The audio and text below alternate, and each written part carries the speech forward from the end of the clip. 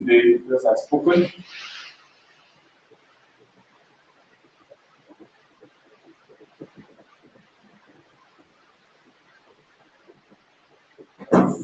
We're going to be dealing with our physics today, and we're going to be talking about thermal physics.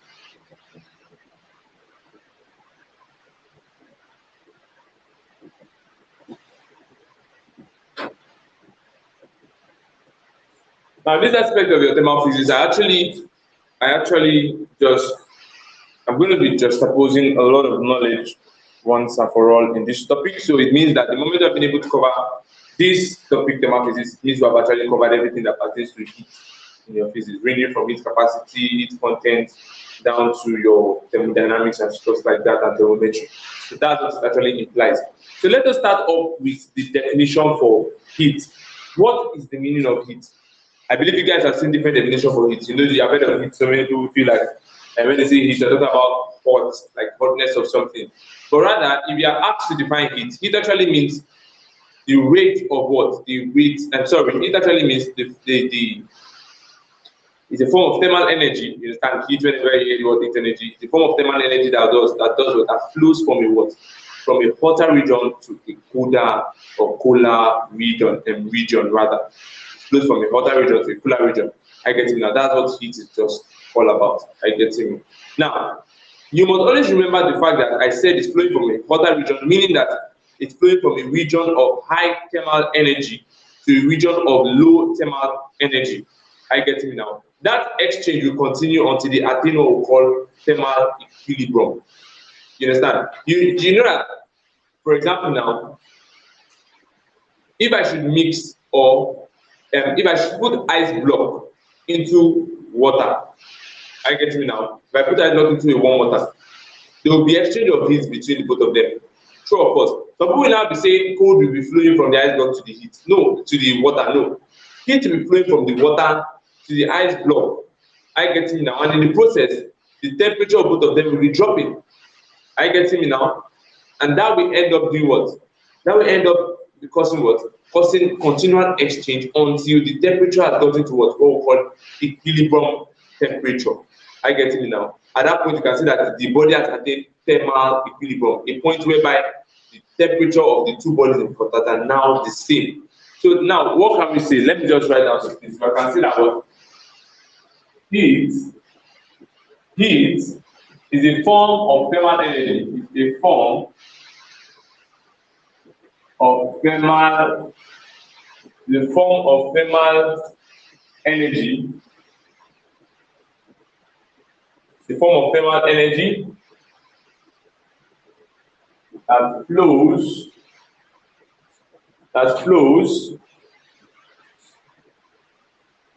from a hot region, which you can call thermally high or dense region, to a cooler region, also known as thermally lower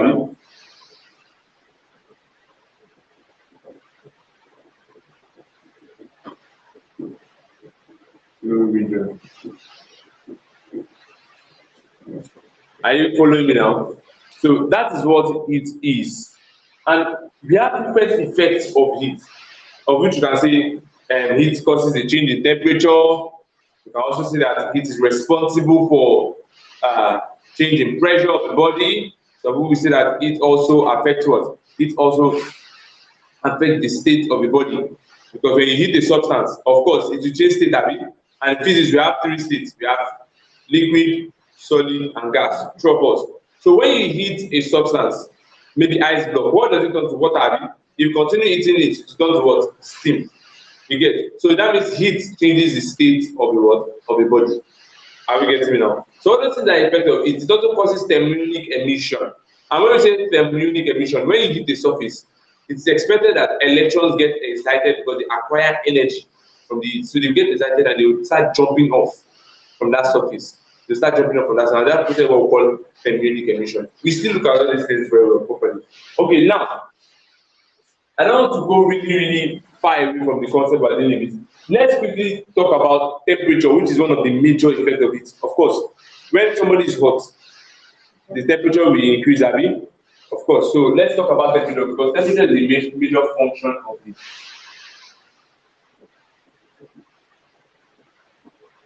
Temperature. Now, temperature just has to do with what? The degree of hotness or coldness of a body. It is the degree of hotness is the degree of hotness and coldness of a body.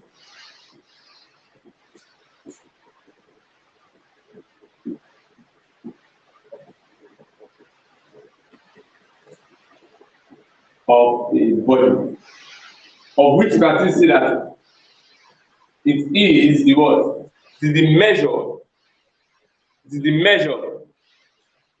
Of which you can still say that it is the measure of the degree of what? Or measure of the amount of kinetic energy possessed by the body. It is the measure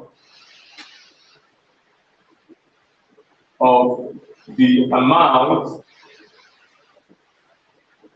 of kinetic energy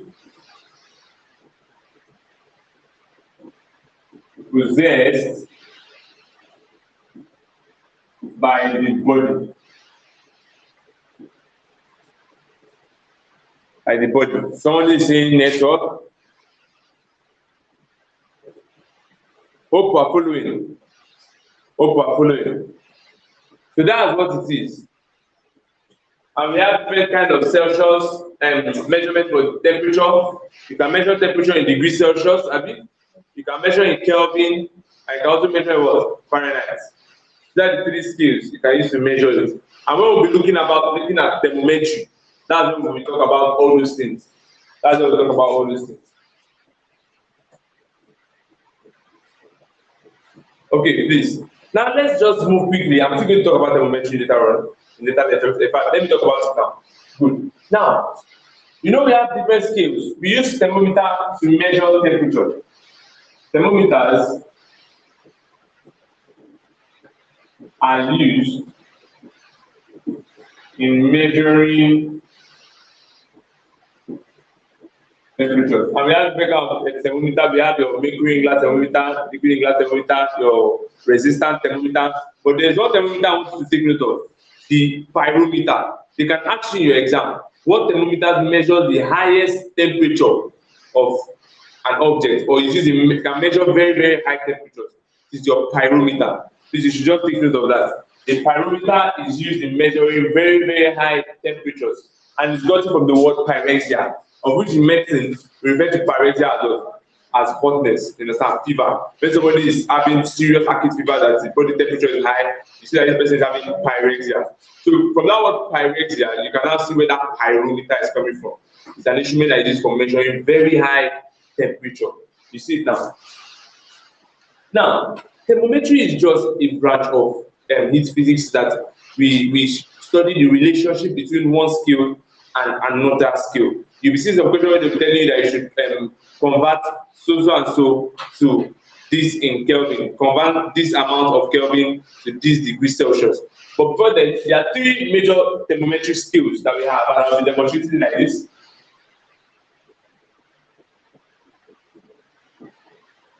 Every scale has its upper and lower fixed points. Are you hearing me now? The upper fixed point is also known as what? The steam point or the boiling point. While the lower fixed point is known as what? The melting point or the freezing point.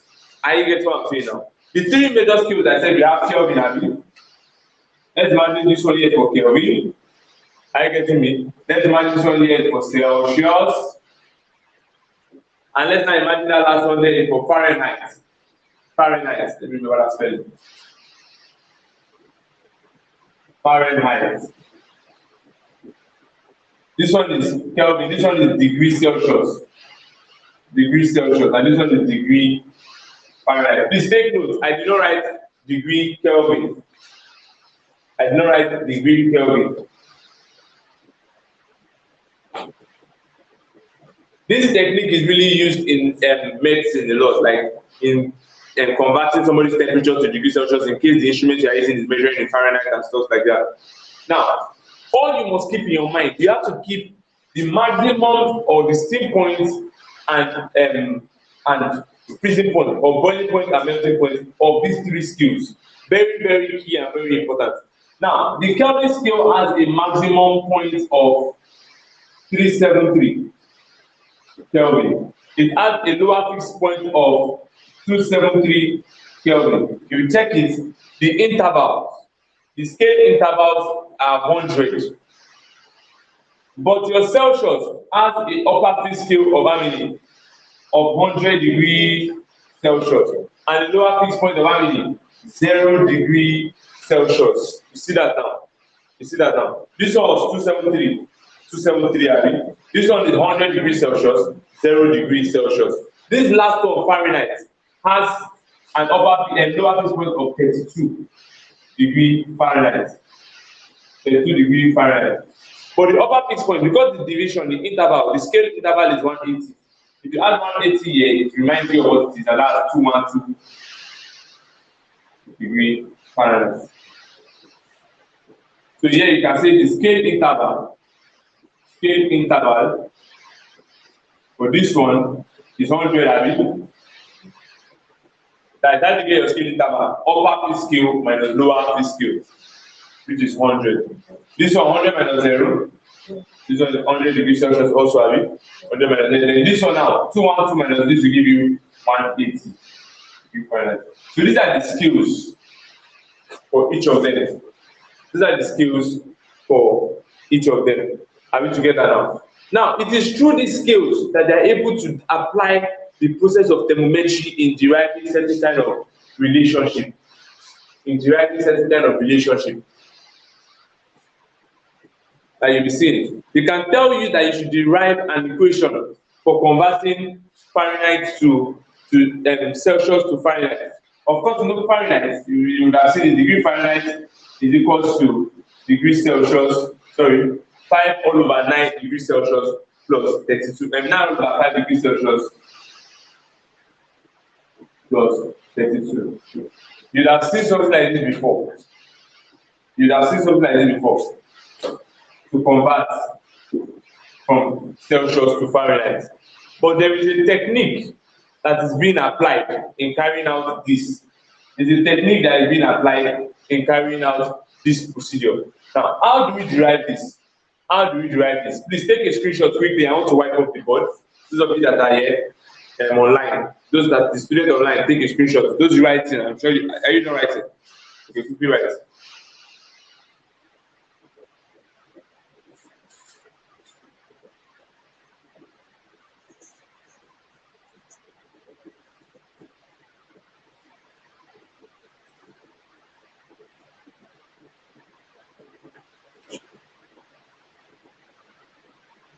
Are we together? Are we together? Okay, I'm wiping up the board right now. How do we derive this is the question. Because you're going to be using this to solve a lot of questions. Very important, very key.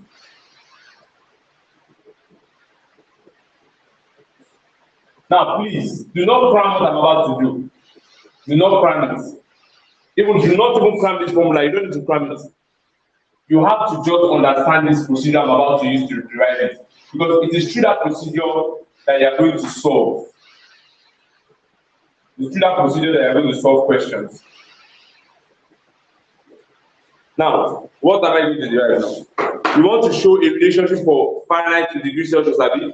All you just do is this. You just draw something like this. Let me put it at the corner here. Abi? Now, if you are relating Fahrenheit to degrees Celsius, the question is, what is the relationship between Fahrenheit and what? Degrees Celsius, Abi? So we come here, right? Our record our Fahrenheit here and record our Celsius here. What's the upper fixed point of Fahrenheit? I wrote it before, 212. Abi? Then the lower fixed point is 32 degrees Fahrenheit. Abi?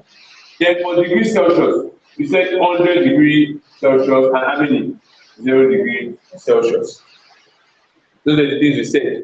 Now, you now tell yourself, since you are trying to convert from Celsius to Fahrenheit, you now say, at this point here, how many degrees Celsius is going to be forming how many degrees Fahrenheit?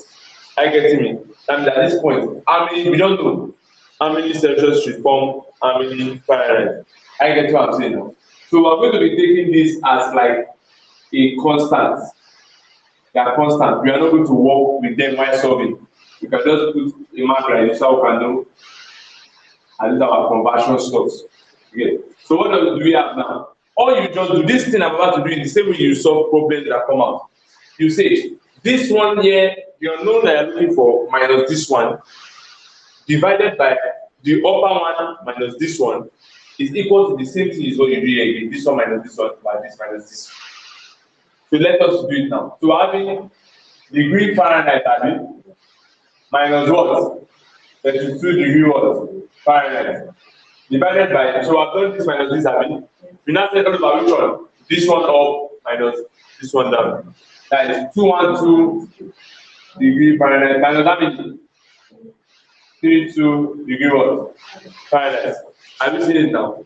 You now say it is equal to do the same thing here now. That will be, we start from here, degree Celsius, minus what? 0 degrees Celsius, yes. Divided by how many? 100 degrees Celsius and 0 degree Celsius. I believe you are following what I'm doing. Okay, now, what do we now have? Remember this thing are not the same. So that means I say 0 degree Fahrenheit minus 32, divided by how many? By the time we subtract this two, it will give us 180. We can confirm it. 180 degree Fahrenheit equal to any number minus 0 is that number.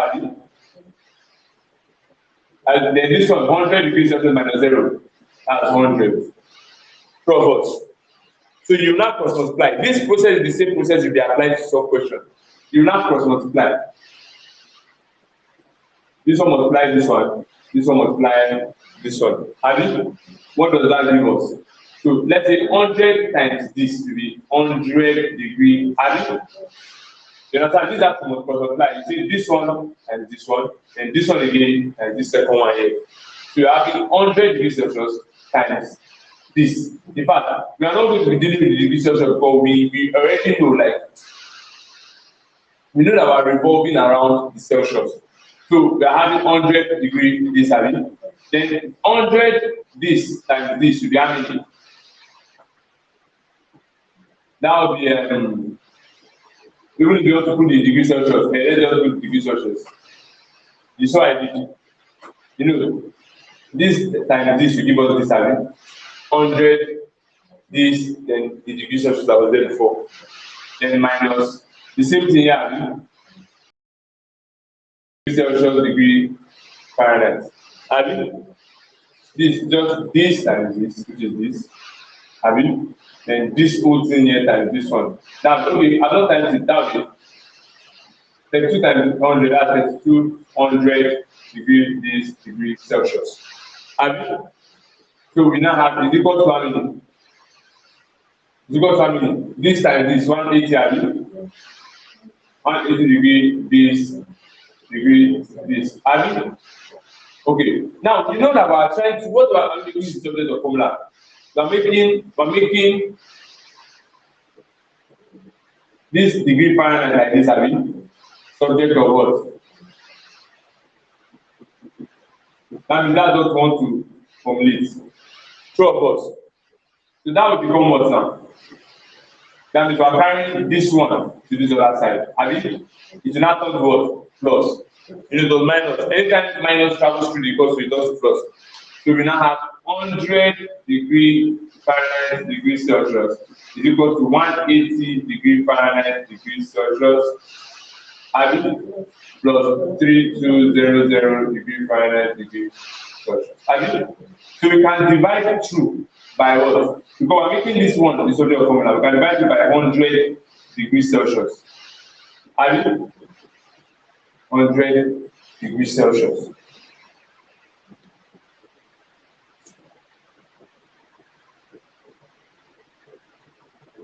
100 degrees Celsius. Have you?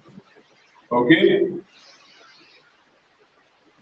Now it means that we're having 100 to cancel 100, and this degree Celsius cancel this degree Celsius here, have you? Okay. And this one, the degree Celsius cancel this one here. I get me now. Okay. So we are left with. Remember that this degree Celsius and degree Fahrenheit, all those ones are our constant of this. So we can say degree Fahrenheit is equal to 180. You can ignore this and this because those are the intervals. We want to know that those are the intervals. At 180 degrees Celsius, have you? But we ignore this one and this one. 180 degrees Celsius plus how many? So over 100, have you? Plus how many? This 0 here will cancel this 0. This 0 here will cancel this 0. Value is equal 32. That one has ignored. You get what I'm saying?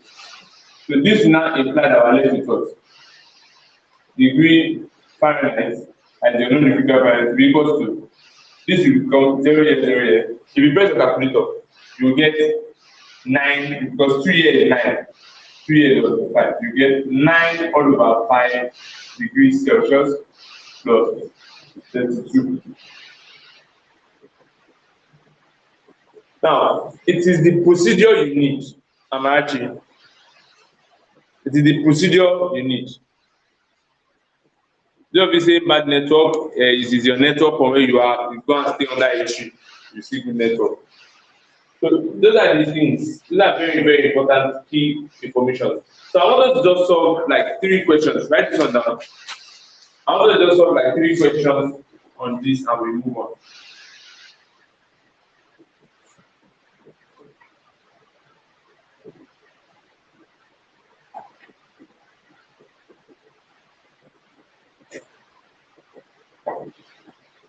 Or you can start with it if you have your phone. Okay, try to do right it and just start.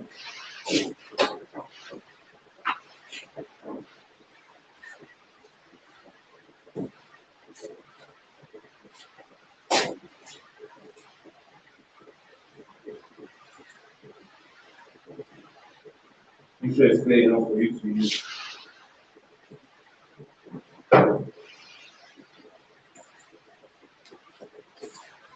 Quickly that out. Okay, let's now solve some questions.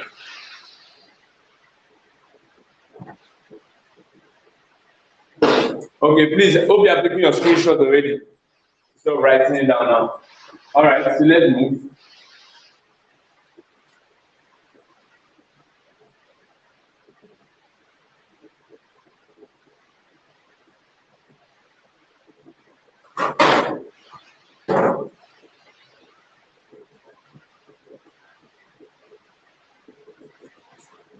Let's just solve like 2 questions. Now remember the procedure I used. That's what I'm going to be using.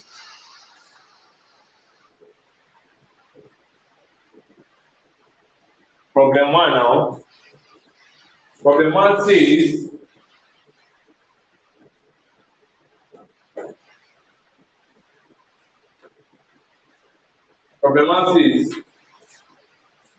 the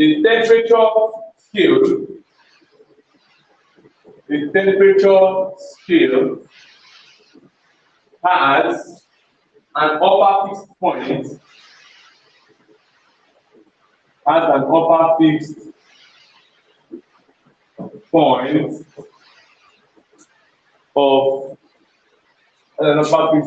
of 260 millimeter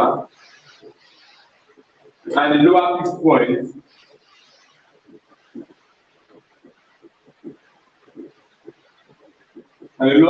point of 50 millimeter. Meaning that for this thermometer, the upper fixed point, the steam point is this, and the freezing or melting point is this. So the answer, what will be the reading? What will be the reading?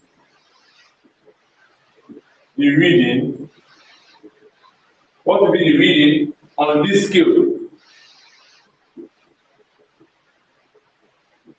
What will be the reading on this scale when a thermometer reads?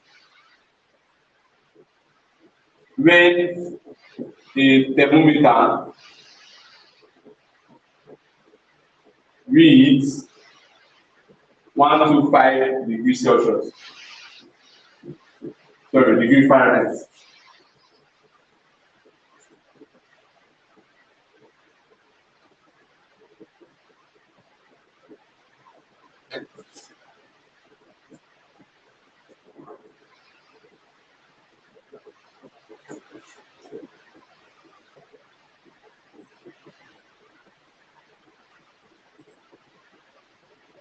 And the other one,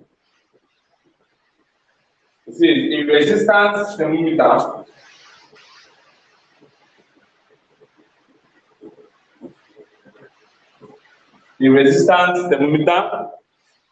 Some of you just joined now, Abi. You are coming late. Taiwo, you just came.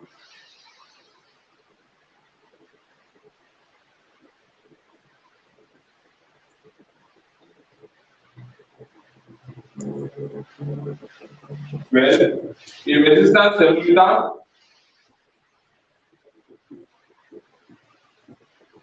a resistance thermometer has a resistance of 10 ohms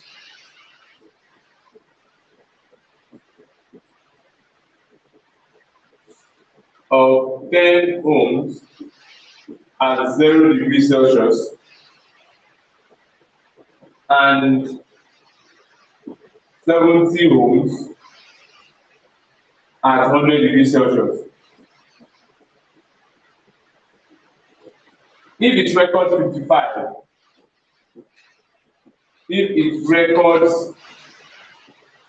55 ohms in a certain medium,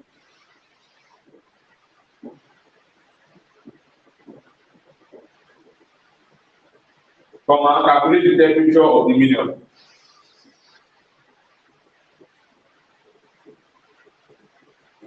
Calculate the temperature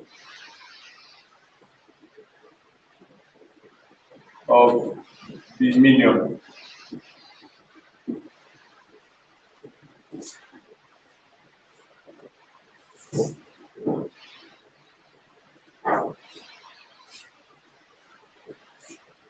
Let's take down the question.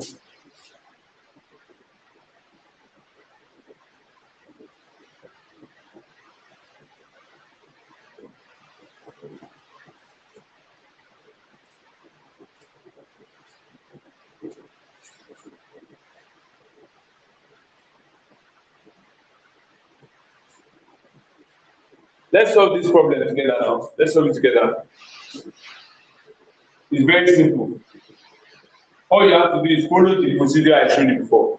Now, they said a temperature scale has an upper fixed point of 260 millimeters. So you do it like this. 260 millimeters. That is the upper fixed point. You come here, write 260 millimeters. You have recorded that one, Abi. And a lower fixed point of what? 50 millimeters. So that is the lower side. Abi, the last say what will be the reading on this scale when the thermometer reads what? 125. And we know 125 is between 50 and 60 now. So like when it's reading 125 degree Fahrenheit, please listen. You know, they don't say 125 degree millimeter. That means they are comparing this scale with what? Fahrenheit. They are trying to convert, you want to know when this Fahrenheit is reading this, how many will this one be reading, Abi? So you will now come, that means you have to compare this with Fahrenheit. You now write Fahrenheit own upper and lower this point here. And we know the Fahrenheit upper one is 212 degree Fahrenheit. The lower one was what? Good. So maybe they are asking for 125 degree Fahrenheit, which is in between these two here. So you just write 125 degree Fahrenheit and put what here? X. They are looking for what? X. It's very simple. You have 125 here because they said 125 degree Fahrenheit. How do you know what they do with mercury and Fahrenheit? They compare those only two scales they compare here. Abi? So follow the procedure that I showed you. This one minus this, all over this one minus this. That is x minus what? All over 260 minus what? Minus 50. Is equal to what? 125 minus 125 minus 32 divided by what? 212 minus what? Minus 32. So this gives us what? X minus 50 over 260 minus 50. We give us what? 210 equals to 125 minus 32. We give us what? That should be like 93. Divided by what? 212 minus 32, 180. When you cross multiply, what does it give you? This 180 times x, that's what? 180x, 180 times minus 50. That will be minus how many? Check it. 180 times 50.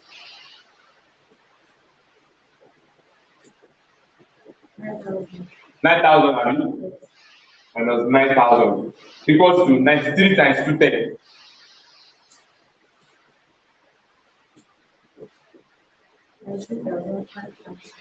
19,530. And you know, I'm looking for this x here. So we can carry this minus 9,000 to the other side. And it turns to plus 9,000. So what are we going to be having? 180x equals to 19530 minus 9,000. Okay, sorry, plus 9,000. Thank you very much, Ari. So what do we have? 180x equals to how many? 28,530. And we're looking for x. What are we going to do now to look for it? Divide both sides by 180. You know, we're dividing both sides by the quantity of x so that we can find it. So it will cancel out now. X now equals to how many? Divide it.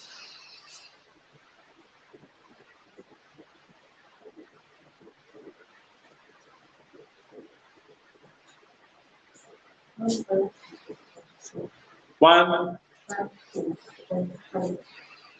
158.5 degree what? I'm sorry, not degree. Degree, we are looking for in millimeter. So, millimeter. So what that means is that when the temperature is reading 125 degrees Fahrenheit, in terms of millimeter, it's reading what? 158.5 millimeter. That's the meaning. The same procedure we applied here, we're going to come and apply it to problem 2. So quickly write down this one first.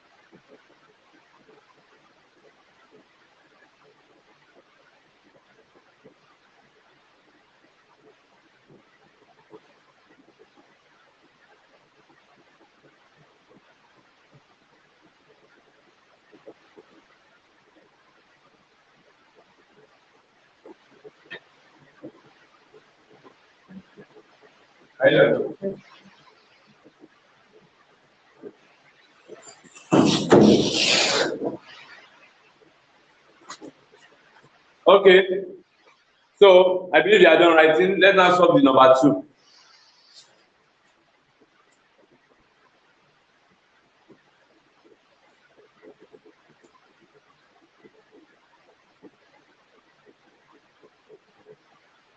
So we are solving problem 2 now. We are solving problem 2 now. So what will it be? A resistance thermometer has a resistance of what? 10 ohms at 0 degree Celsius. That is lower fixed point. And 70 ohms at where? 100 degrees Celsius, which is the upper fixed point. So they are relating ohms and what? Celsius. You come here like this. Abi, what will you write in this side now? 10 ohms. Sorry, on that 70 ohms, Abi. And here you write how many ohms? 10 ohms. They related it with 100 degrees Celsius and what? Abi. So what we did, they said if it records how many? 55 ohms, which is between 70 and 10 now. So you write 55 ohms here and put what here? X. They want us to tell when it's reading 55 ohms, how many Celsius will it be reading? The same procedure, this minus this, all over this minus this, is equal to this minus this, all over this minus this. So what will it give us? 55 minus 10 divided by what? 70 minus 10, Abi, equal to what? X minus all over what? 0. Abi, the same thing, this minus this, all over this minus this is equal to this minus this, all over this minus this. So what do we now have now? Implication. 55 minus 10 gives us 45, Abi. 70 minus 10 equals to X, Abi, over what? Can we cross multiply? So X times 60 equal to 45 times 100, 4500. So we are looking for X, Abi. Divide both by side by 60. So what will our X give us?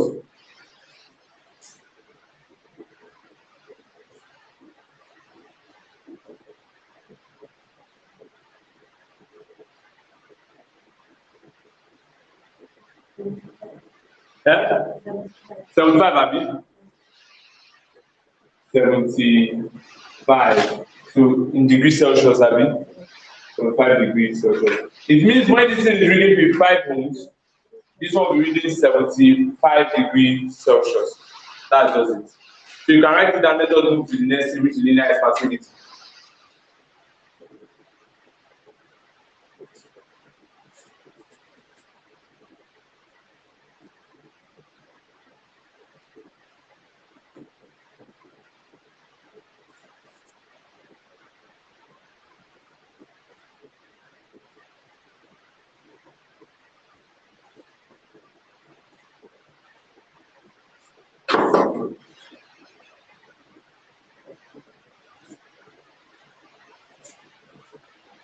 Those of you online, those of you that are online, take screenshots.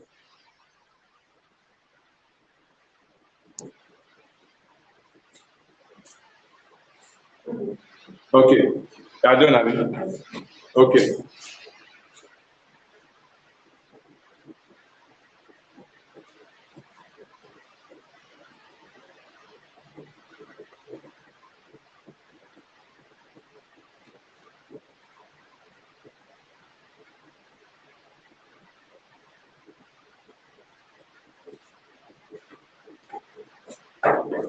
I want to go to linear physics.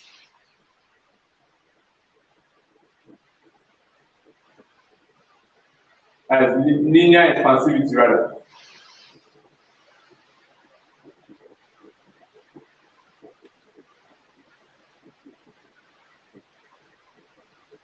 Because we are talking about expansion. Expansivity just means increase in size, Abi. You know, when they say something has expanded, it means increase in size. And this is a property of it because we know that one of the major properties of it is that it causes expansion. If you heat a substance, that will expand. I don't know if you have ever been in a situation where you are playing the tennis and the egg now press. You understand? If you put inside hot water, it will expand back and come out. The thing will even be bigger if you leave it in that heat for long. That means heat causes what? Expansion. Now, we want to study this expansion because we can study them in 3 ways. Linear expansivity, area expansivity, also known as superficial, then what? Volume expansivity, also known as cubic. We are going to be taking it one after the other. So what is the meaning of linear expansivity? Linear expansivity is the increase in length, is the increase in length per unit length per degree rise in temperature.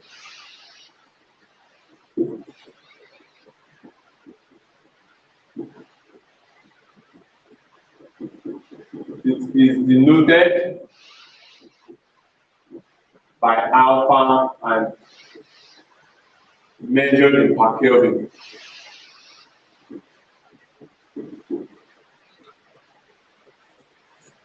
So that is the definition of linear expansivity. So you can say by formula, linear expansivity is the expansion or the increase in length, which is L2 minus L1 per unit length, which is L1 per degree rise in temperature, which is that to determine. And this implies change in length over L1 change in temperature. Please let's take note of this. These are the elementary things you've done. Some of you are going to be conversant with this by now. So look at this. When you say linear expansivity, it is the increase in length per unit length. That is, enter the word per means divided by per unit length per degree rise in temperature. Now, theta 2 means your final temperature. You know, when you said heat causes expansion, I mean, before you started heating it, it had a temperature, I mean, that was the initial temperature. That's what we call theta 1. Theta 1 is what? Initial temperature. Theta 2 is final temperature. Then your L1 is what? Initial length. And before you start eating, L2 is the length after you started. Final length. Are you getting me now? So you'll be given all the parameters and you'll be told to find the expansivity. You'll be told to find the expansivity. Okay, let's move to area expansivity next. Let's move to area expansivity. For expansivity, we solve questions once we are done with topic.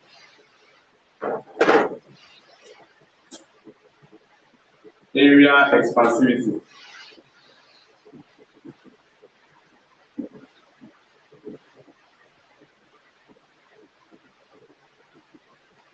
Now, what is the meaning of area expansivity? You see the way we define this one? The same way. Just change anywhere you see length, put what? Area. Are you getting me now? So it will become, it is the increase in area per unit area per degree rise in temperature. Increase in area per unit area per degree rise in what? Temperature. Is the increase in area per unit area per degree rise in temperature. Now that one it is denoted as beta, and we must know that 1 beta is equal to 2 linear expansivity. You get 1 alpha beta expansivity, that is 1 area expansivity, also called superficial. Another name is superficial. In an exam, they might not tell you to find the area expansivity. They might use the word find the superficial expansivity. It's the same thing I'm telling you to find the area expansivity. And that one, beta is equal to the same way the formula is. The same way the formula is. Just change M to what? A. Since we are using area, not length. You now have the A2 minus what? All over what? Into bracket, theta 2, which is the same thing as changing what? All over what? Changing theta. That's it. That's it.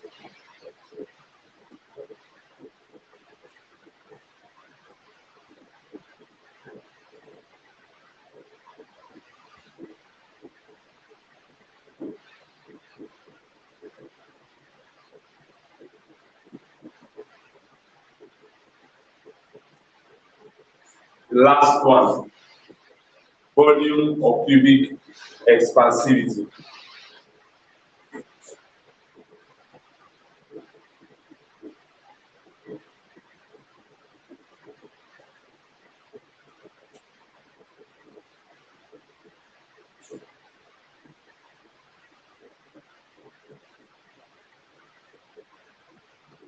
So we represent this one now, we say the same way I've been defining all these ones, just like you are putting volume whenever you see length, increase the volume by any volume by degree rise in temperature. That is the formula, and this one it is denoted as this, and we know that this, your volume expansivity of cubic expansivity is 3 times your linear expansivity, 3 times your linear expansivity. And for that reason now, you can also say also that this is equals to V2 minus V1 over V1 into bracket theta 2 minus theta 1, which is equals to change the what over change in theta 2. So that is can you see this is simple? It's just for you to know the techniques. Okay, now we're talking about this, and this. We're going to solve the questions later. Anybody that is interested in getting questions to practice these formulas, you are free to meet me. I have problems, plenty, on the questions. Plenty. You can't believe how much questions I have for you from this aspect. You can't believe it. Enough. Are we together now? Let's now go for that to talk about anomalous expansion of water. This is a very interesting aspect. Very, very interesting aspect. Anomalous expansion of water.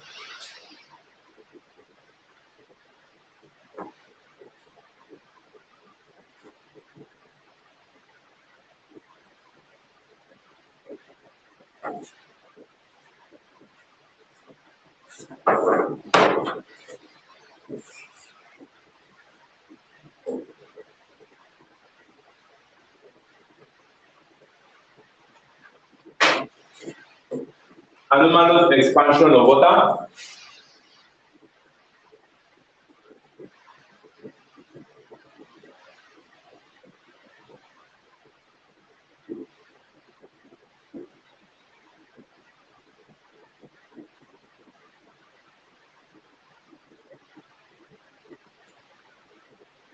Whenever you hear the word anomalous, anomalous is a terminology that we use to represent abnormal. So when you say that something is abnormalous, just like for example, Tolu is anomalous. You understand? Tolu is anomalous means that Tolu is strange. She's abnormal. She's humanly deviated from the normal psychological or physiological state of a normal human being. So that's what we mean by Tolu is anomalous. You understand? When other human beings does their things like this, Tolu does her own the other way around. That means Tolu is what? Anomalous. Very simple technique. And now we are now saying that water is anomalous. Why? Because every substance of what's the normal routine for any object in the universe as pertaining to heat effect and expansivity. You said when you heat the substance, what is supposed to be happening? The substance is supposed to do what? Increasing. I mean, said when you heat it, to be increasing. But water disobeys it. It disobeys that principle of expansion within the temperature of 0 degrees Celsius to 4 degrees Celsius. You have to take note of this point. Very important. Now, I will simply put it down in the write-off. Now, it means that water is anomalous because between 0 degrees Celsius, as water temperature rises from 0 degrees Celsius to 4 degrees Celsius, instead of water to be expanding because of heat, it will be doing what? Contracting. It will be doing what? Be contracting. Are you getting me now? And in the process of that contraction, it now leads to 2 implications. Water contracts to the maximum level at 4 degrees Celsius, meaning that the volume of water, you know, when something is contracting, it is reducing a bit.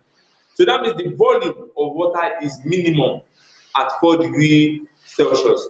And since the volume is minimum, and we know that density is inversely proportional to volume, when we say density is inversely proportional to volume, I'm saying the higher the density, the lower the volume. So since this the volume is minimum, that means density will be what? Maximum at that same point. Are we getting the concept now? It's very, very simple. So if they tell you to write about the anomalous expansion of water, this is what you're expected to write.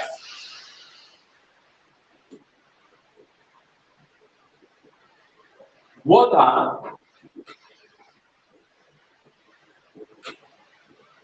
upon observation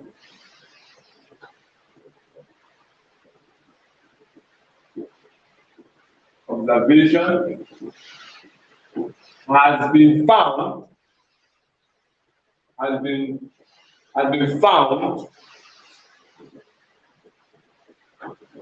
to do what? To expand, I mean, to contract as its temperature rises from 0 degrees Celsius to 4 degrees Celsius upon heating. Water upon scientific observation has been found to contract, that is to reduce, contract as its temperature rises from what? 0 degrees Celsius to 4 degrees Celsius upon heating. That's when you are heating it. Thus, since it is at 4 degrees Celsius that it will, upon heating, before expanding, before normal expansion continues. Before normal expansion continues at temperature that is greater than 4 degrees Celsius. Are you getting it? Normal expansion will now continue at temperature greater than 4 degrees Celsius. But between 0 to 4, instead of it to expand, it is what? Contracting. Now, for this reason,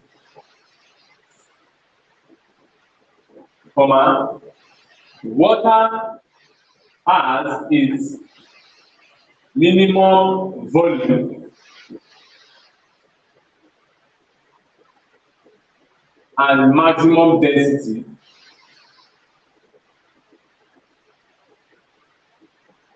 at what? At 4 degrees Celsius. So we have to take that's the major concept of the anomalous expansion of water. You understand? Okay? That's the major concept of the anomalous expansion of water. Okay. We have done that now. We just have 3 questions from what we have on the board. I can just solve few and we move ahead. Or better still, I already said that anybody that any question come and meet me later. I'm not solving question from this aspect now. Let's move on.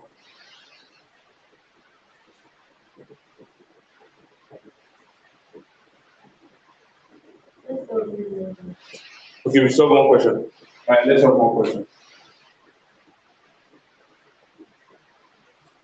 Let's just solve one question. Now, this question says that a copper bar is 80 centimeters long at 15 degrees Celsius. Problem. A copper bar is 18 centimeters long at 15 degrees Celsius. At 15 degrees Celsius. What is the increase in length? What is the what?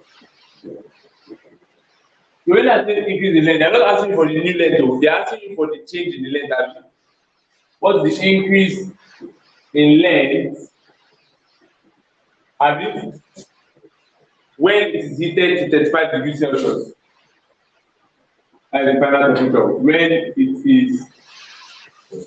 heated to 35 degrees Celsius. Linear expansion coefficient of copper is this of copper, and the linear expansion of copper is equals to 1.7 times 10 to the power minus 5.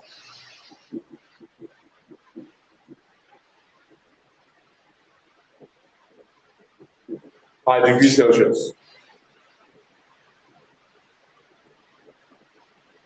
Let's solve.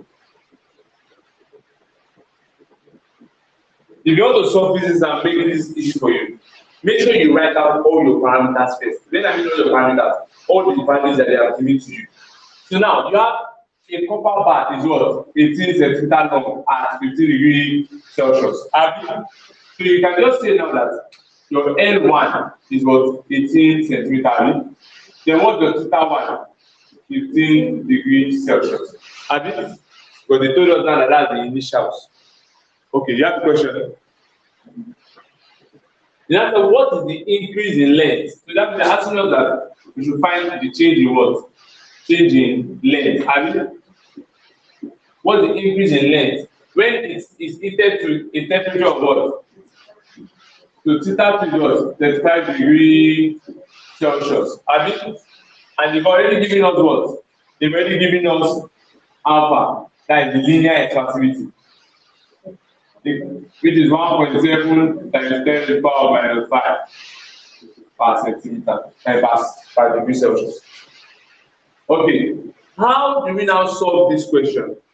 How do we solve this question? What we're looking for is this, what the formula gave us? Linear expansivity L2 minus what? L1 over L1 theta 2, okay. Equals to, but this is what we need. Now, what we're looking for is L2 minus L1, which you can represent as change in L. So you can just say this is equal to change in L all over L1 theta 2 minus what? Theta 1. Okay. So what is our alpha? We have been given alpha. In fact, let's just cross multiply first. Since we are looking for change in what? L. This is over 1, this is correspond to this one multiply. So what's our change in L? Change in L is equal to how many? Alpha L1, is bracket theta 2 minus. So with this, we can get our answer.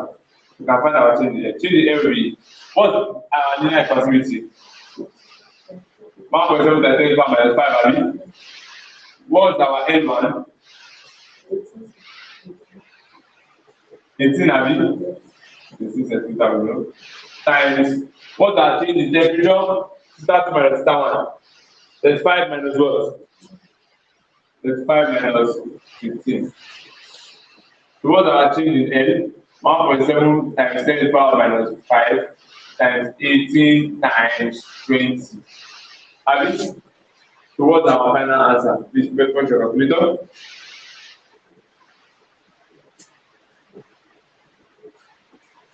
Okay.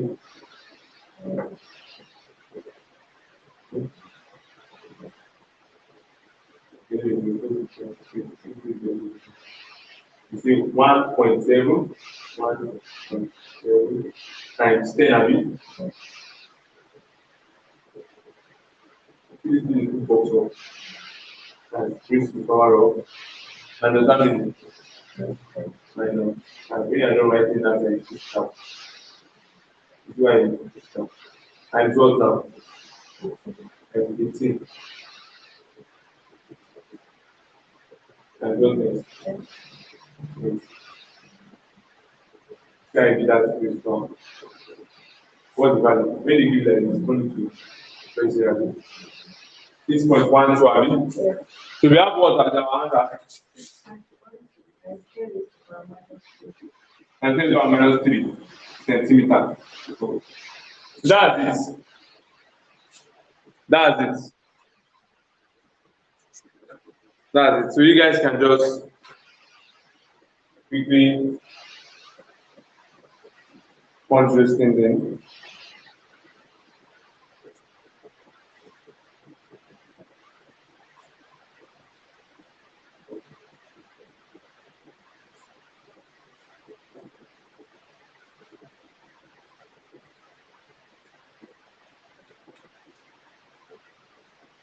So it's very simple, as you can see. Very simple, it's not stressful.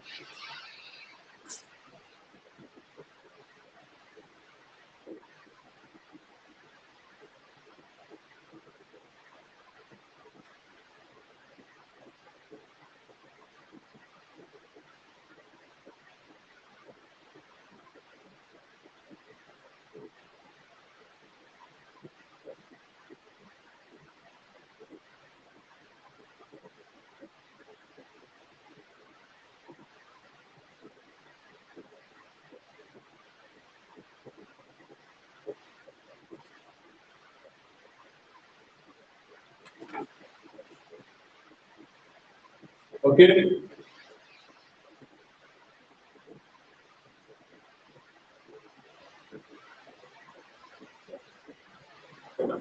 So we're done with this aspect. Quickly write down, please.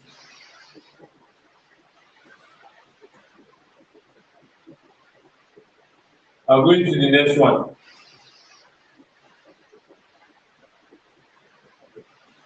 Which is heat transfer. I'm calling looking at heat transfer.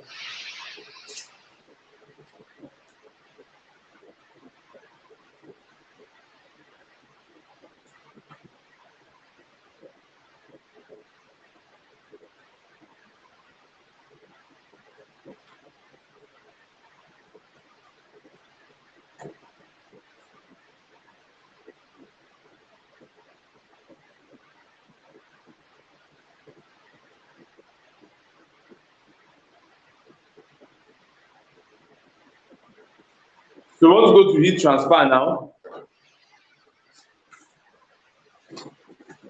And we know we have three forms of heat transfer. We have conduction, we have convection, and we have radiation. Now, heat transfer will always continue.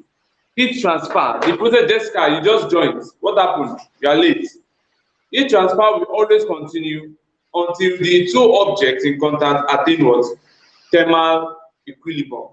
And we say they are thermal equilibrium where there is no longer exchange in heat, where there is no longer transfer in heat from two bodies. For example, now, I have these two objects. This one here is hotter than this one here, and I join them together. I get it. If this one is hotter than this one, what will be happening? This one will be transferring this heat from here to this one, right? And the moment that transfer is occurring, to continue, then there will be a point this one will not be hot enough and be hot just as this one here.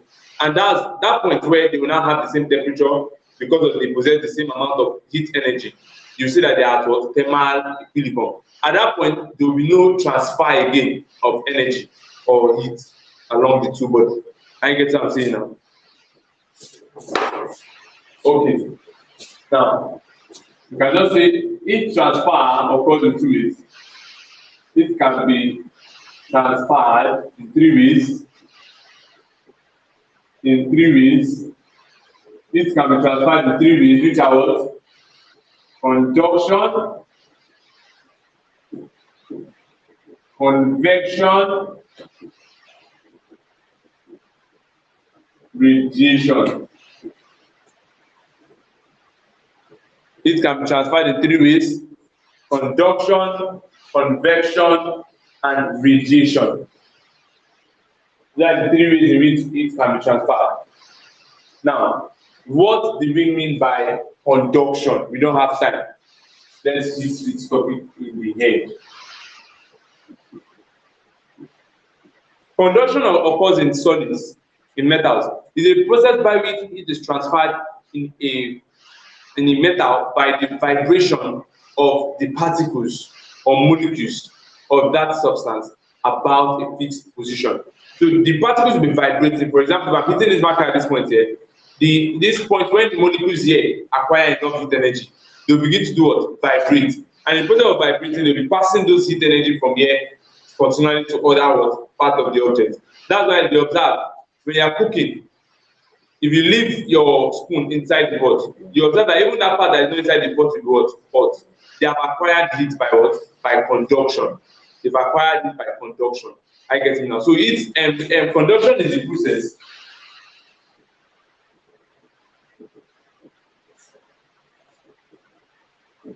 This is a form of heat transfer.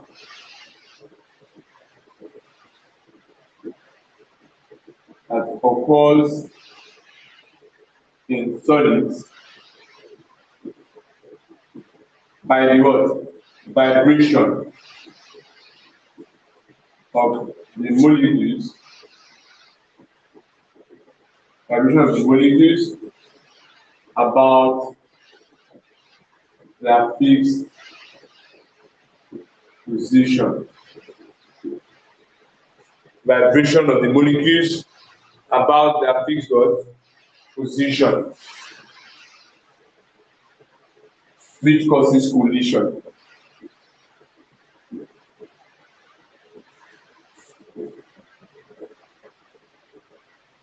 Of course, you agree with me that when two bodies are vibrating together, what will be happening? There will be collision. There will be collision. I get you now. Just imagine somebody was sitting down right there beside you, and the person is vibrating. His body will be touching you. Two of us, whether intentional or non-intentional, his body shall touch you. Now, I will use this to now demonstrate. So, if you imagine you have a slab like this, a surface like this.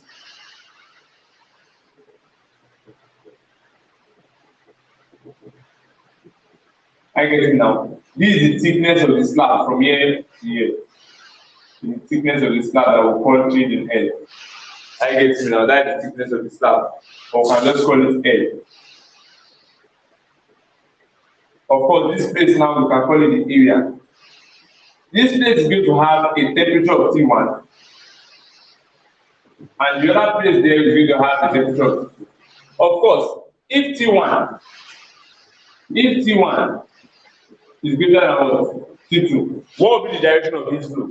It will be flowing from here to here. True of us. If T1 is hotter than T2, it will be flowing from the T1 to where? To the T2. True of us. Okay. Now, what controls this process of conduction? What controls this process of conduction is a formula. I get it now. Now that formula studies the rate of heat transfer. And another name for rate of heat transfer is called what? Power. Enter here the word rate of heat transfer is as good as saying rate of doing work, because heat is work. I get it now. So rate of heat transfer is also known as what? Power. You get, and this is the formula. You have the formula there. You say our heat, that you can call it change in H over change in T, this time is equal to what? It's equal to Ka, where K is the conductivity, constant of conductivity. Ka change in temperature over what? L. Now that change in temperature over L is known as the gradient. It's known as the temperature gradient.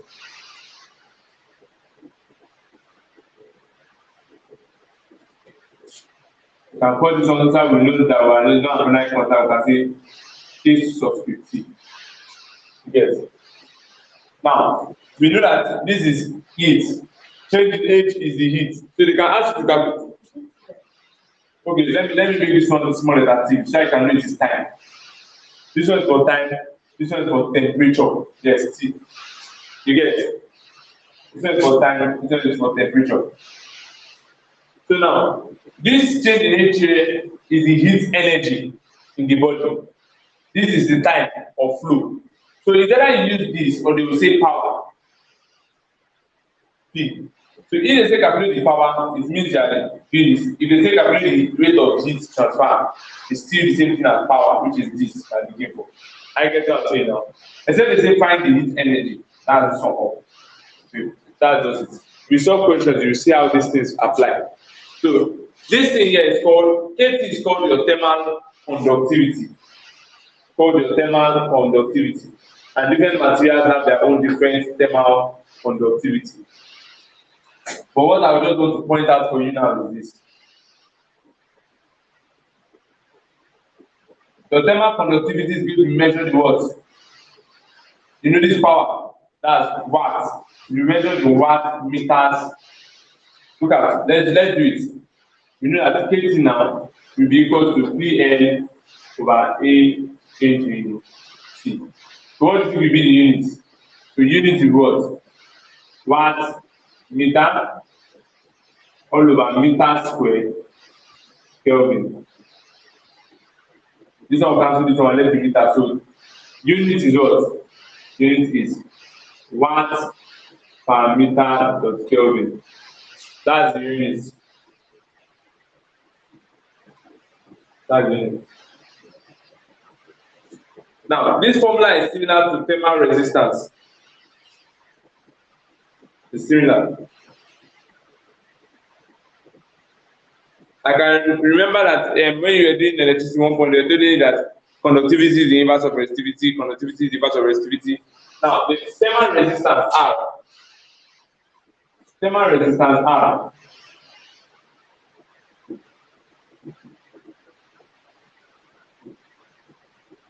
is equal to L all over conductivity, like this. It's equal to L all over conductivity. I get what I'm saying now. What's the L all over conductivity?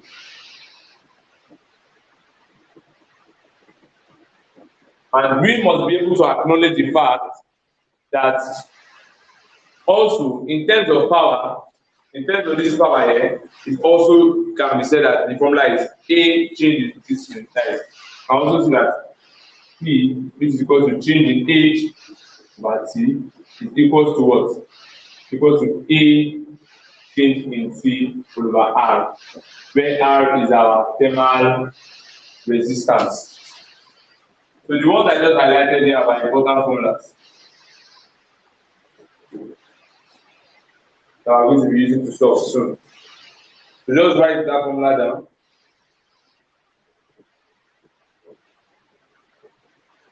We don't have time, we are just sharply, just going through important things. So we can talk about conduction now. I'll just quickly brush down.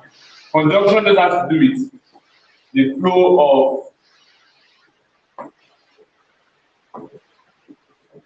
conduction is the flow of heat in fluids, which is as a result of their temperature difference or the effect of temperature on the density of a substance. Now, when temperature is high, I get me, when the body is hot, that body will be light. Have you ever been carrying a bucket of water? If you carrying a bucket of water now that is light and carrying a bucket of water that is cold, which one do you think is heavy? It's the cold one. If you carry cold bucket of water, it will be heavier than hot bucket of water. I get me now, because the hotter a substance, the lighter that substance is becoming. I get me now. The lighter that substance is becoming. Now, in essence, now that's just what convection is all about, and the convection current system, of which we guys can just read up. I'll do it for you. I'll say explain to you because you are sticking to it. Okay, now radiation.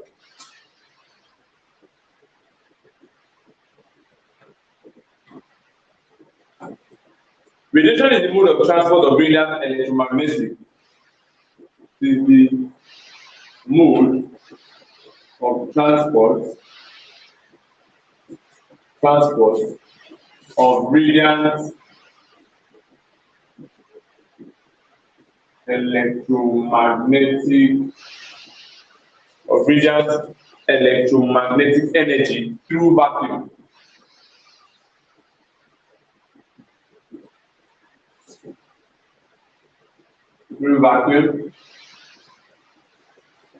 Electromagnetic energy through vacuum, and the empty space between atoms.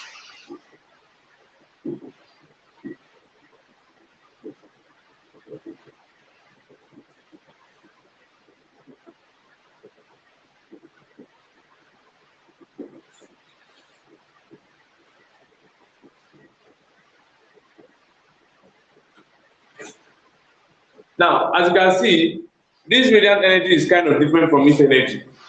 You can also see that radiant energy is kind of energy that is transferred from the hot region to the colder region without an intervening medium.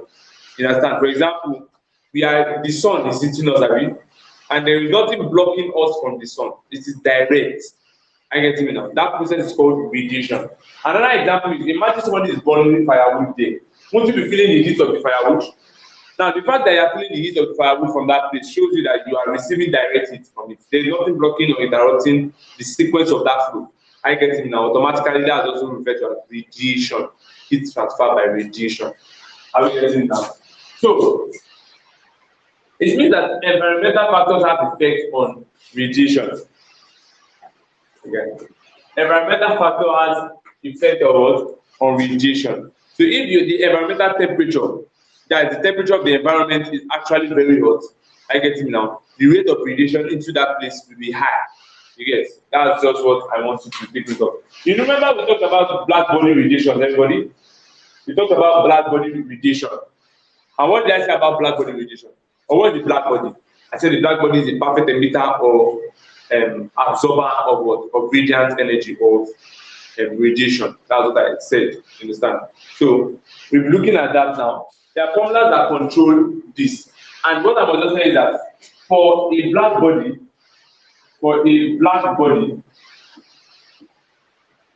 since you say the perfect emitter, we can just say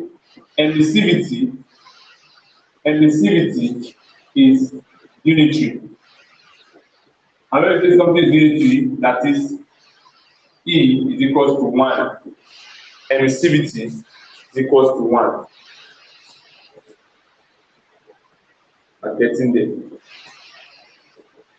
Now, if you have to calculate the power dissipated or the rate of heat, you understand?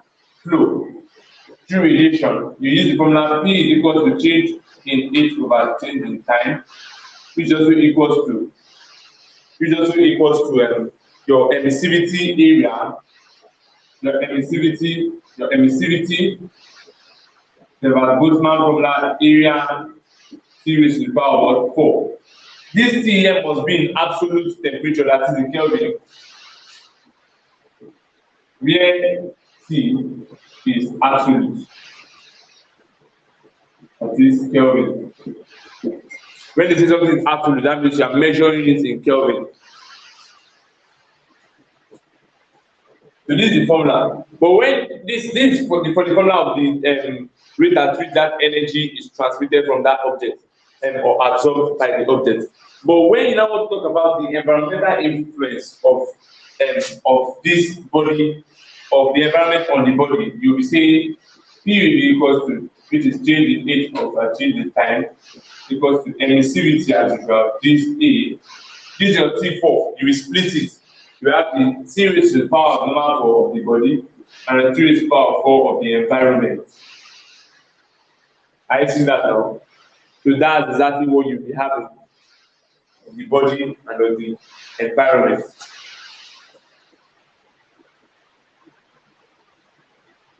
Now, this Boltzmann constant, this TPS called Boltzmann constant,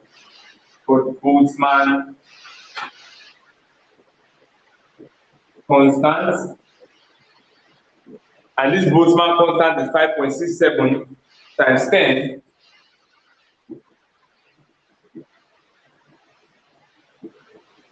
5.67 times 10 raised to the power of 8 watts per meter square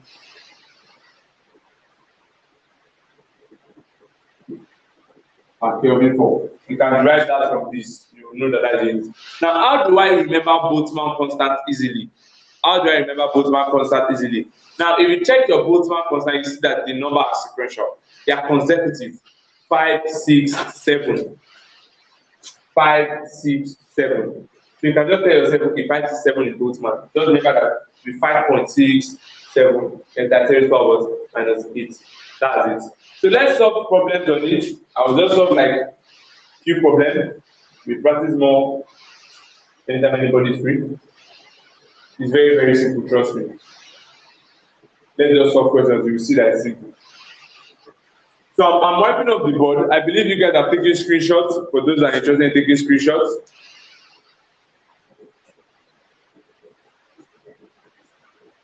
I'm wiping up the board right now.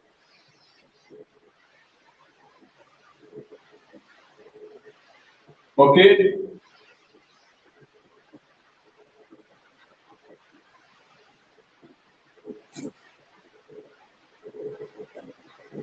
Let me check if my battery on my phone surprises when they pass it like. For Nigeria, this country, almost anything goes on. Okay, let's solve this question now.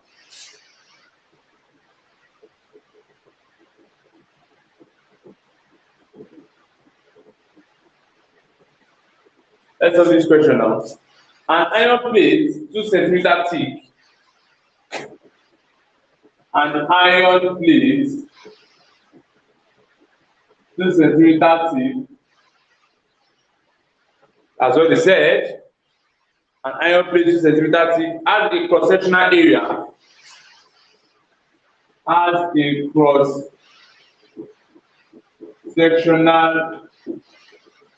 cross-sectional area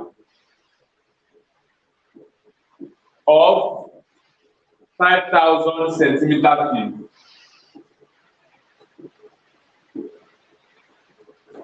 5,000 centimeter cube. Please, let's endeavor to always make sure we convert all our things and use standard. This centimeter, we have to make use of meters. You understand? I told you that the unit is meter. One place is at 150 degrees Celsius. One place is at 150 degrees Celsius. You know, you said an iron plate. One side of the plate is 150 degrees Celsius. The other side of the plate is at 140 degrees Celsius. Are you getting me now? And the other is at 140 degrees Celsius. And the other is at 140 degrees Celsius. Of course, it will be flowing from this plate here to this one, because this one is at higher thermal value. You understand? So you now have that. You now said how much heat passes through the plate. How much heat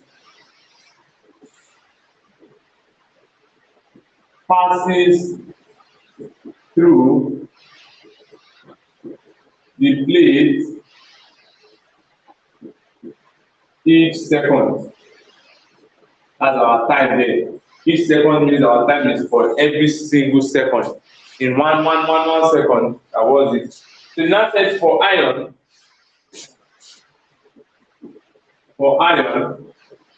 the conductivity is equals to 80 watts per meter Kelvin.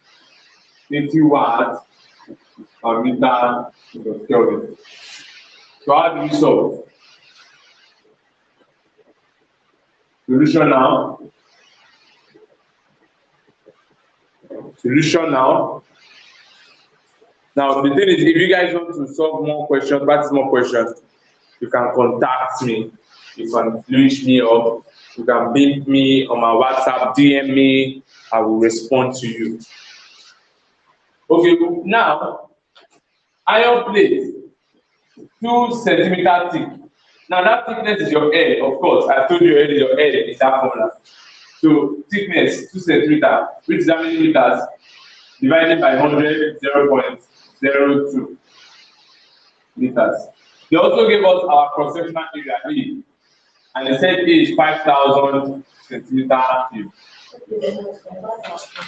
To meter, yes. Before solving, yes. So this one now is divided by 100. But since this one is cube, centimeter cube, you get, you not just divide by 100, you divide by 100 raised to the power of 3. I get me now. Because this cube here. I need the square, you divide by 100 raised to the power of 2 to convert it to meter cube or meter square. So this one now, if you raise 100 to the power of 3, it will give you, I do 1 0 cancel 1 0, another 0 cancel another 0, another 0 cancel another 0, but left with this.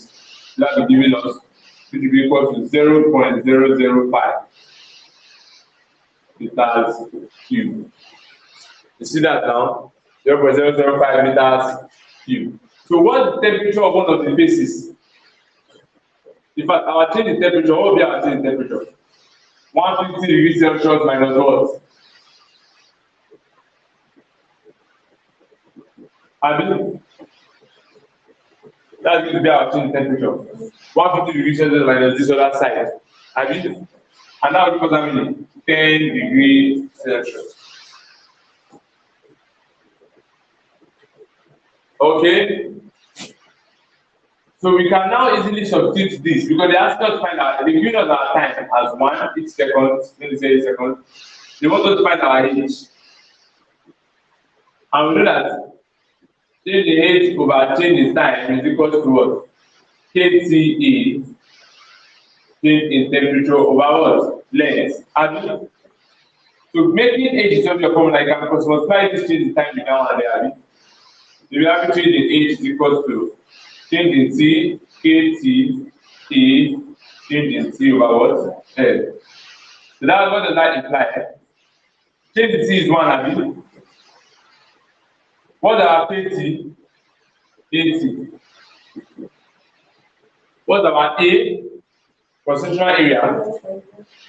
0.005. And what our change in T? 10. Have you? All about what our L? 0.02. So what's the final answer? Our heat, the heat that's being every second is going to be equal to how many? That should give us 20 kilojoules per second.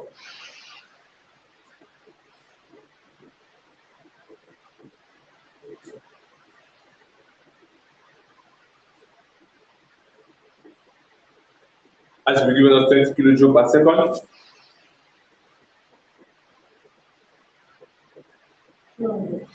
Okay, 200. Let me see. Okay, let me see how you press it. Okay, let me see. 1 times 80 times 0.05 times 10. Okay, let me try.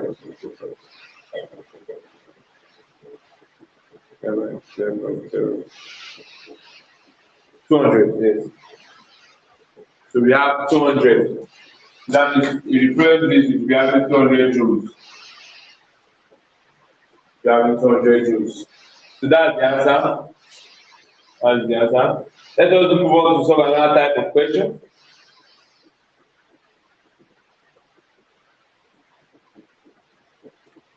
Now this question is very interesting. I write this on down first. This question is very interesting. I'm talking about somebody who is not wearing clothes. And of course, you can't imagine how it's going to be for somebody not to wear clothes.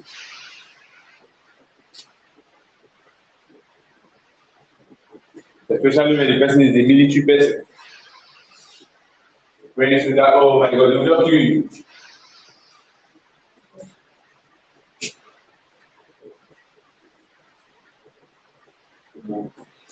Okay, two things like that. Let me start making preparations to connect these things.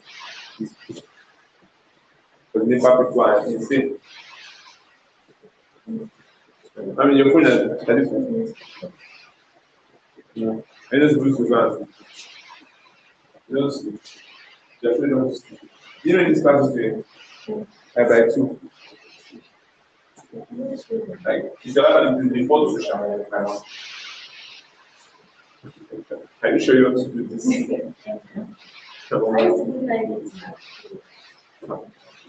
Wow. Okay.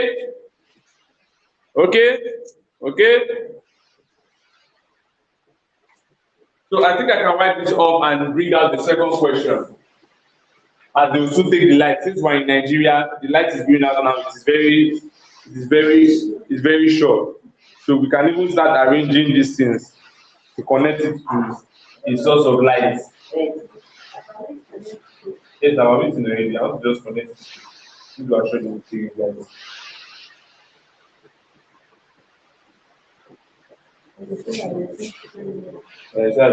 Get that everywhere. Okay. Now, what do we have now from this next question? They say an unclothed person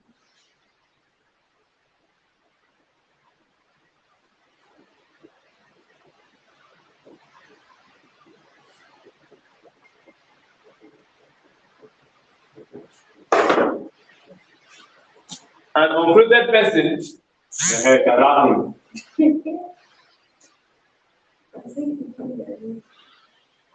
know that the back cannot surprise us. I know. They will never surprise us and say they should leave the light. It's impossible. If they do that, I don't think they'll pay them salary. I don't know why they cannot just do it. Surprise us. Eh? I don't know.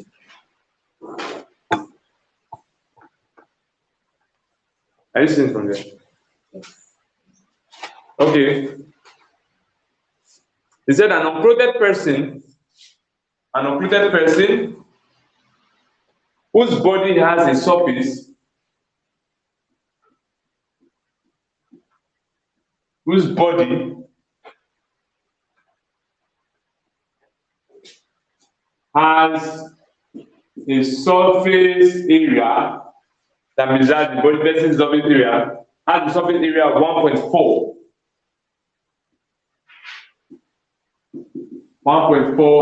meter square, with an emissivity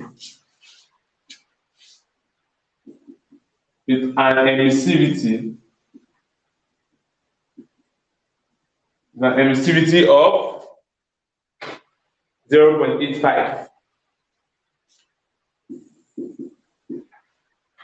With an emissivity of 0.85, has a skin temperature of 37 degrees Celsius.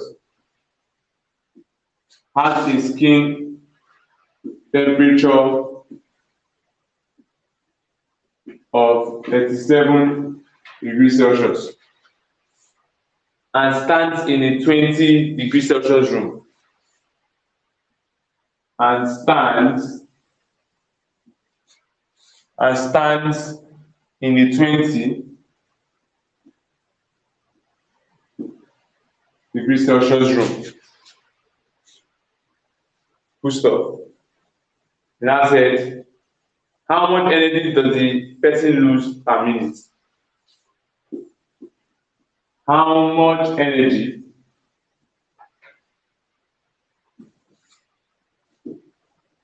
does the person lose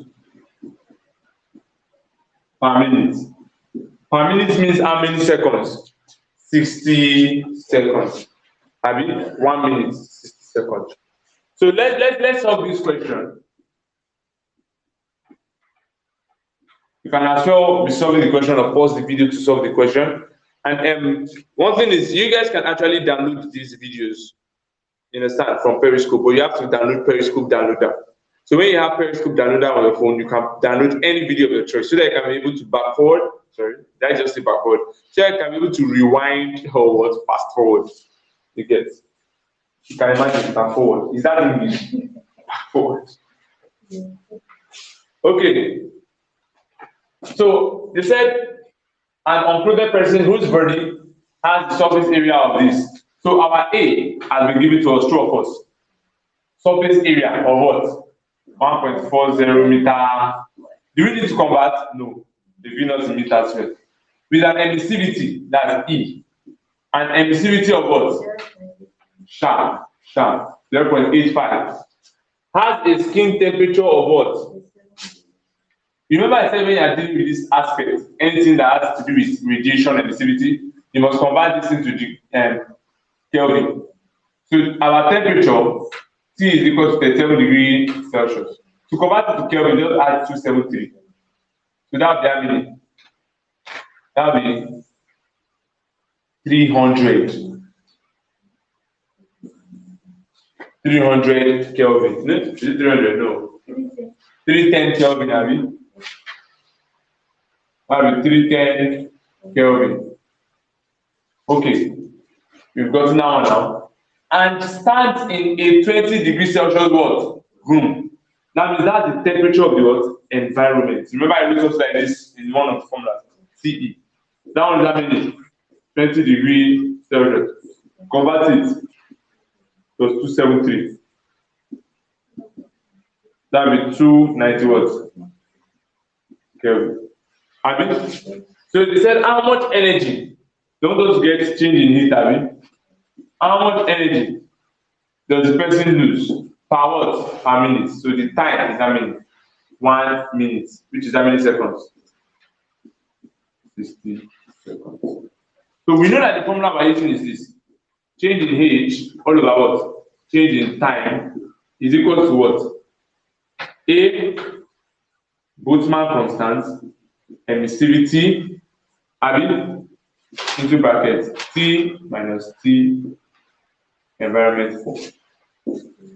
You saw that you have seen the formula, Abby? So you get what I'm saying? A is this, and I'm giving you the value of this already. It's a constant 5.67 times 10 is power what? Minus 8. Okay. Let's, we're looking for this. This is what we're looking for here. So we can cross multiply. This one multiply everything here, abi? So our change in needs to become what? Change in time, abi? Area, Stefan Boltzmann constant, emissivity, T4 minus what? TE4. In some question, they will not give you emissivity. They will just expect you to know that what? That you are dealing with what? That you are dealing with a black body. They will tell you a black body does this. Once anytime you see that you are dealing with a black body, your emissivity is going to be how many? 1. It's supposed to be what? 1. Okay. So we now have what? Change in it is now going to be equal to how many? What's going to be our change in time? Yes, 1 minute. Which is how many? 60 seconds. Times what's the area? Yes, you cannot use minutes. You have to use seconds. So what's the area? What's Stefan Boltzmann constant? Sharp. Nice one. Then what's our emissivity in this question? 0.85. Into brackets. T4. Sorry. T4. What's T4? Sorry, what's our T? 310, I mean. So you have it 3 raised power 4, I mean. Minus how many? Sharp. 293 raised power 4. Have you seen now? Very long. So type that to your calculator. What does it give to you?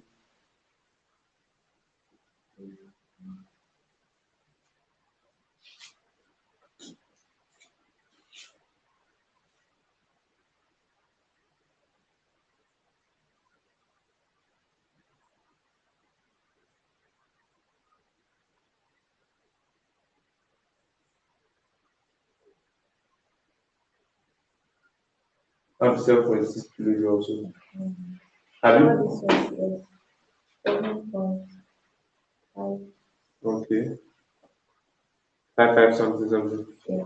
Okay, so approximately 7. Like 10 power. Okay, minus 5. Are you sure? Do you write this minus 8 there? Take error. Because they're having 7.6 just like we got, but times 10 is power of 3. Take error.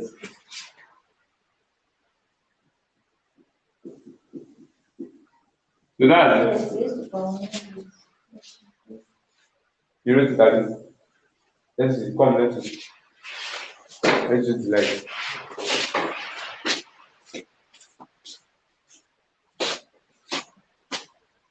Okay, man. Okay, no, I said you remove this time, say. If you want to write the next thing, you need to be down. Press this, please. Press it. This thing has pushed this thing down now, cover. So you have press the ring. Times what? This is now. Times 0.85.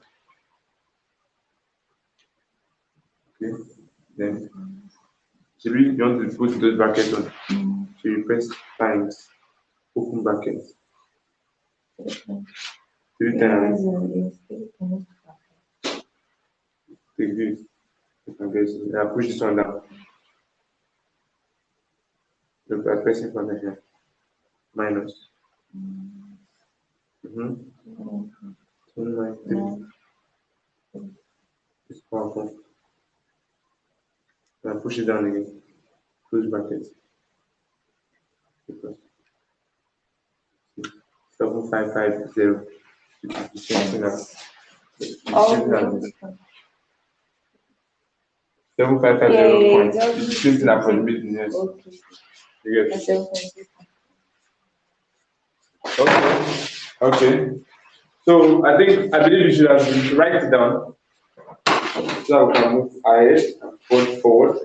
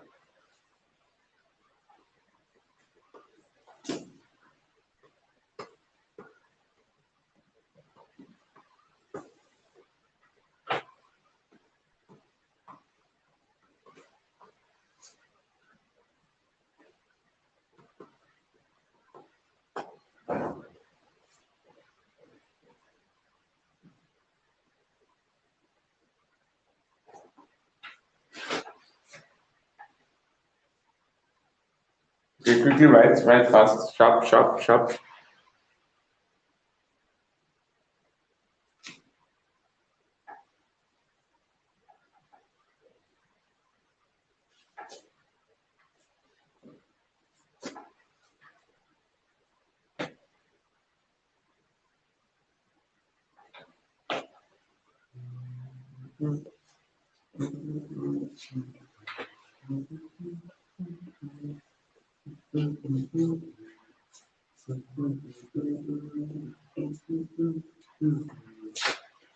Okay, I can't put before that.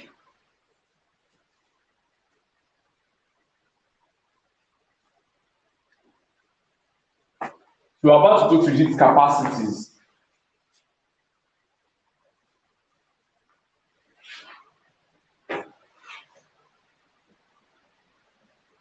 Okay, since everyone has gone to that sleep, it's very good. Maybe I'll just stop here for today. No, there's not. I'll continue it tomorrow. All right. Yes. Yes. I will. Okay. I will.